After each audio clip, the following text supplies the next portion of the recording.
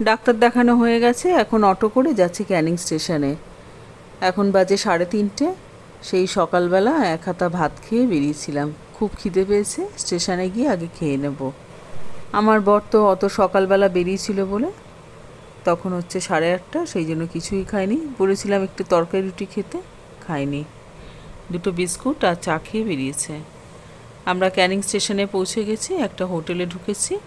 এখানে হচ্ছে ডাল আর একটা সবজি দেবে, 35 টাকা।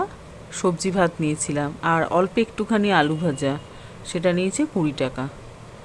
এখন দুপুরবেলা খুব জোর খিদে পেয়েছে, এখন খেয়ে নিচ্ছি। খাওয়া সেরে আমরা ক্যানিং লোকালে উঠে বসেছি, এখন বাড়ির পথে রওনা দেবো। ডলি শ্বশুর ডাক্তার ওখানে খেজুর গাছ থেকে খেজুর পেড়েছে, এখন আমরা বসে খেজুর খাচ্ছি। এখন বাড়ির পথে রওনা দিয়েছি।